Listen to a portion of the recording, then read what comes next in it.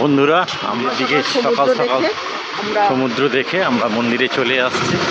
দেখুন কিছুক্ষণের মধ্যেই মন্দির আমরা দেখতে পাবো। নমস্কার বন্ধুরা, পার্ট 6 পর্বে আপনাদের সবাইকে স্বাগত।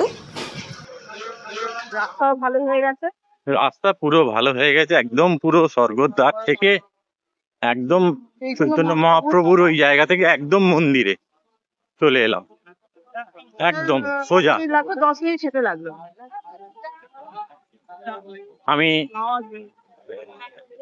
আপনার টাইমটা দেখো তো কত বাজে? এখন বাজে 6টা 20। তো আমরা 10-এ বোধহয়, বললাম 10 মিনিট লাগবে। হ্যাঁ 6টা 13-তে ইয়ে করেছিলাম, 6টা 13-তে, 6টা 13 মিনিট। শ্রী জগন্নাথ মন্দির হলো হিন্দুদের পবিত্র 4 ধামের অন্যতম। দ্বাদশ শতাব্দীতে পূর্ব গঙ্গা রাজবংশের রাজা অনন্ত বর্মন এটি নির্মাণ করেন। এখানে পাথরের বা ধাতুর মূর্তির পরিবর্তে নিম কাঠের তৈরি প্রভুর মূর্তি, জগন্নাথ, মা সুভদ্রা, বলভদ্র মূর্তি তৈরি হয়েছে। আর প্রতি 12 বছর বা 19 বছর অন্তর অন্তর পুরনো বিগ্রহের বদল করে নতুন বিগ্রহ, নিম কাঠের তৈরি নতুন বিগ্রহ তৈরি হয়।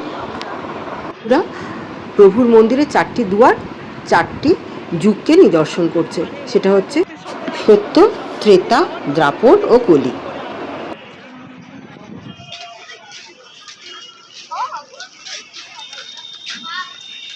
দেখুন ওটার হচ্ছে নেবো পেছন দিকে, চলো একবার যাই।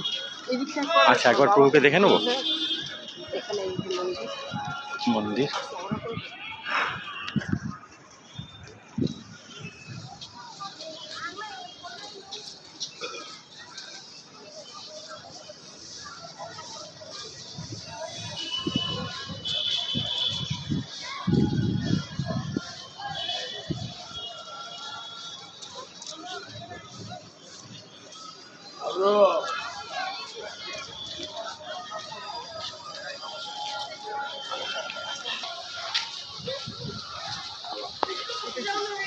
যাচ্ছি অশ্বদুয়ারের দিকে, অর্থাৎ দক্ষিণ দুয়ার।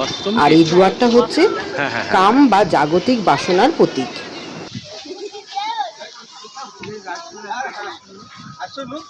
দারুণ।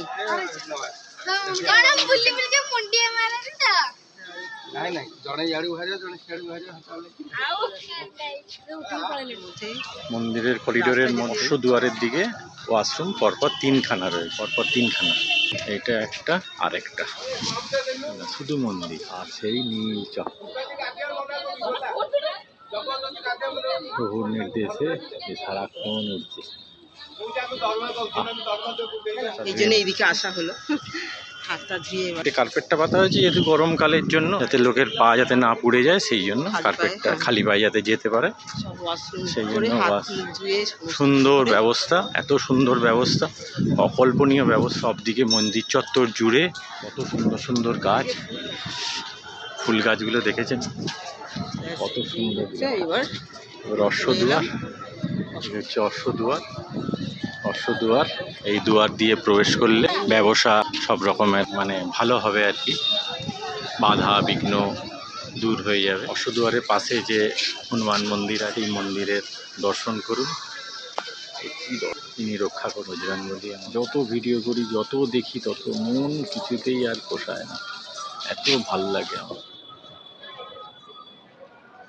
অশ্বদুয়ার, এই অশ্বদুয়ার যেটা বলছিলাম প্রবেশ করার জন্য যাদের বিজনেস উন্নতির কামনা করছেন তারা এই দুয়ার, তাদের অর্থ হবে সৎ ভাবনা, সৎ চিন্তা নিয়ে প্রবেশ করবে। বন্ধুরা, মন্দির চত্বরে একটা কাউন্টার আছে যেখানে আপনারা ফ্রিতে ফোন, জুতো বা ইত্যাদি জিনিস রাখতে পারবেন।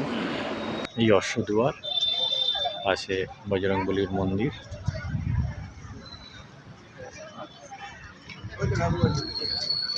ঠিক আছে।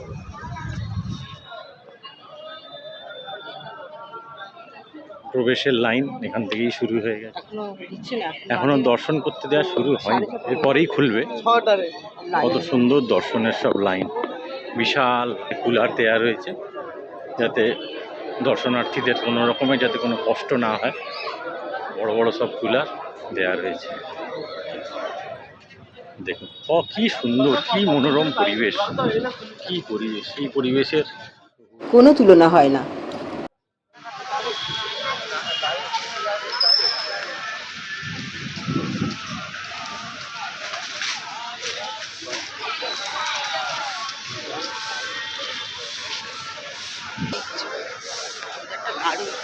দারুণ ওয়েদার, দারুণ ওয়েদার। এই ওয়েদারে এখন সকাল 6:30 বাজে, মেঘলা এটা আসছে এবার ব্যাঘ্র দুয়ার।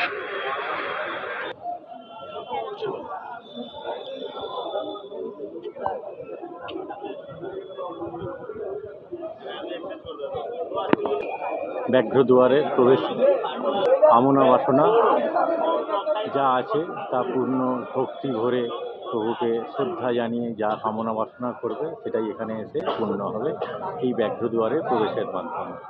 মূলত ধর্ম এবং কখনো কখনো বৈরাগ্যের প্রতীক। এটা তো পশ্চিম দুয়ার কমপ্লিট করে ফেললাম, দুটো দুয়ার। এখন দুটো দুয়ার, একটা অশ্ব দুয়ার কমপ্লিট করলাম, একটা ব্যাঘ্র দুয়ার কমপ্লিট করলাম। এরপরে আছে হাতির সেই দুয়ারের দিকে আমরা অগ্রসর হচ্ছি। হস্তি দুয়ার, শুদ্ধ উচ্চারণে হচ্ছে হস্তি দুয়ার, সেই হস্তি দুয়ার এগোচ্ছি।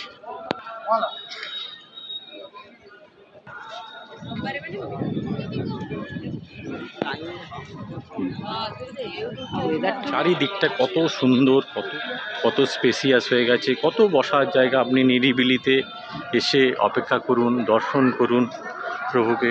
সব রকমভাবে অবিচল সুযোগ সুবিধা প্রভু আমাদের জন্য অর্পণ করে রেখেছে। আমরা শুদ্ধ মনে, শুদ্ধ বিচারে সেগুলো আমরা গ্রহণ করতে পারবো। এখানেও ওয়াশরুম রয়েছে, দর্শনার্থীদের জন্য কোনো রকম কোনো অসুবিধে না হয় সেই ব্যবস্থা অবিচল রয়েছে। কোনো রকমভাবে দর্শনার্থী যা, এখানেও দেখতে পাচ্ছেন কুলারগুলো রয়েছে। উত্তর দুয়ারে আমরা পৌঁছে গেলাম, দেখাচ্ছি। উত্তর দুয়ারটা হচ্ছে ঐশ্বর্য, ধর্মের ও জ্ঞানের প্রতীক। মুখ্য দুয়ারের দিকে এগিয়ে যাচ্ছি আমরা সিংহ দুয়ারের দিকে, অর্থাৎ পূর্ব দুয়ার। মন্দিরের ভোর থেকে রাত পর্যন্ত যে আচার অনুষ্ঠানগুলো হয় সেগুলো তার মধ্যে পড়ছে ভোরবেলা 6টা, অর্থাৎ সকাল 6টার সময় হয় প্রভুর স্নান আচরণ।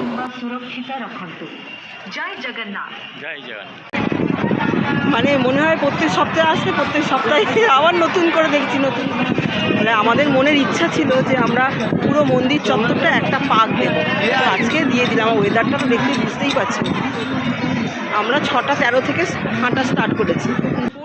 আর এটা বিশ্বাস করা হয় যে এই দ্বার দিয়ে প্রবেশ করলে জন্ম মৃত্যুর চক্র থেকে মানুষ মুক্তি লাভ করবে।